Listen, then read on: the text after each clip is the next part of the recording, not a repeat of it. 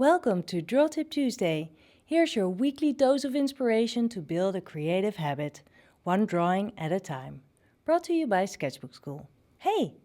I've been making these Draw Tip Tuesday videos for a while now, and sometimes people ask me, how do you come up with ideas? And in fact, that question is interesting to answer, not just for Draw Tip Tuesdays, but for art in general.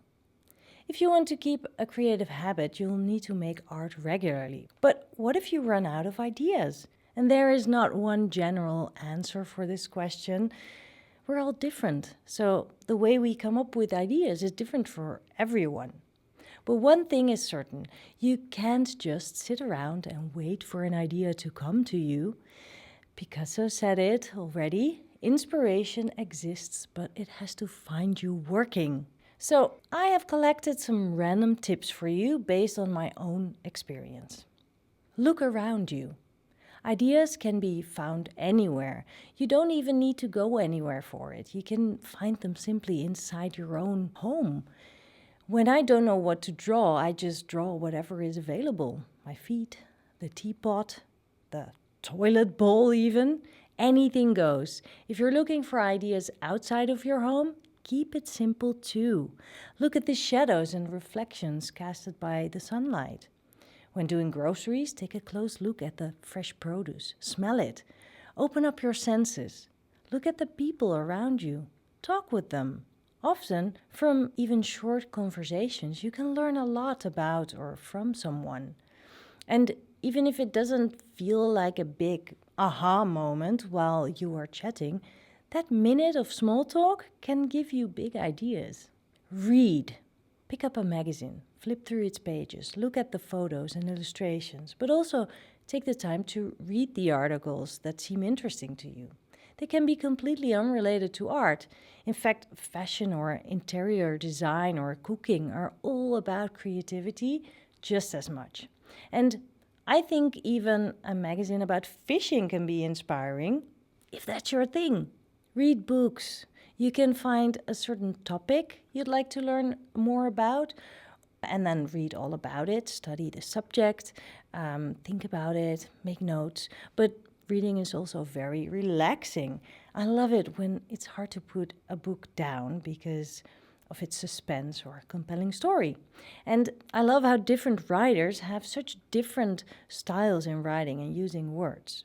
Every book is a different adventure, and I am lucky to be able to read both in Dutch and English, so the choice is even bigger. And sometimes just one sentence can spark a completely unrelated idea for your art. Or what about children's books? Looking at the illustrations, seeing how the illustrator's imagination is reflected in the art. If it doesn't give you any ideas, at least it's just a lot of fun.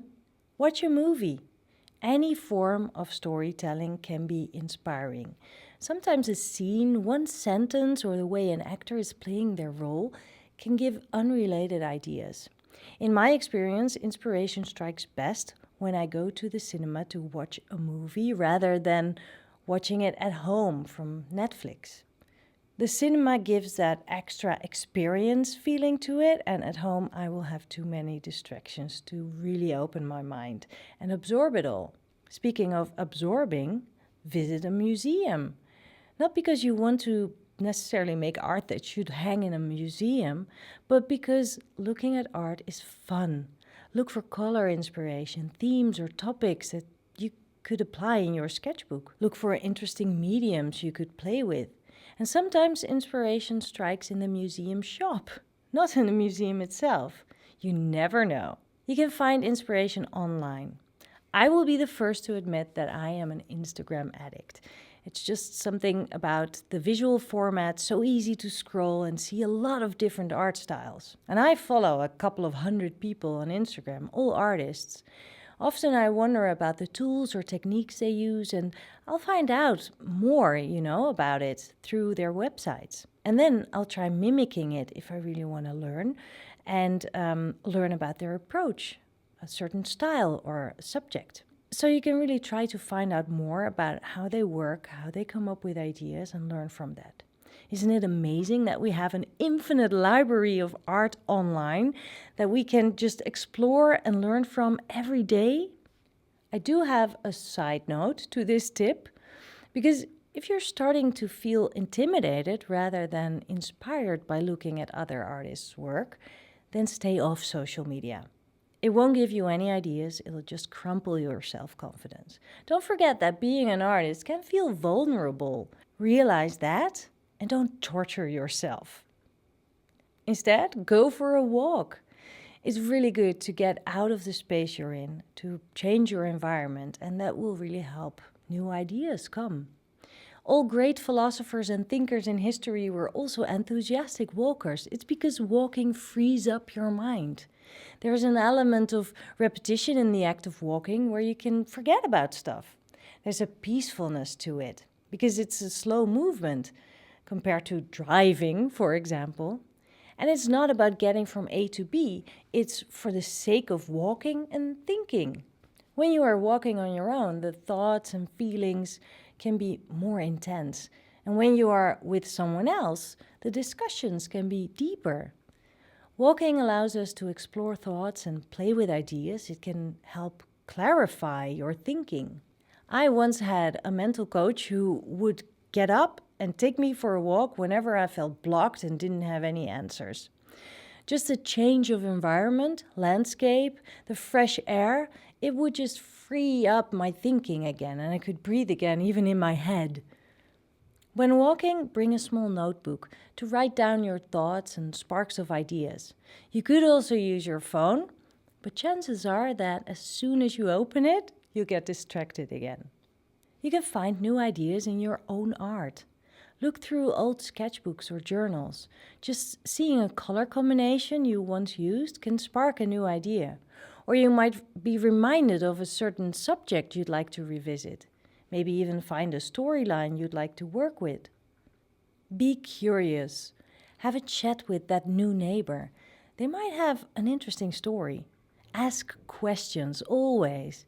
Buy a product, and I don't just mean art supplies, just any product that you've never bought before and try it. Find a recipe you've never tried before.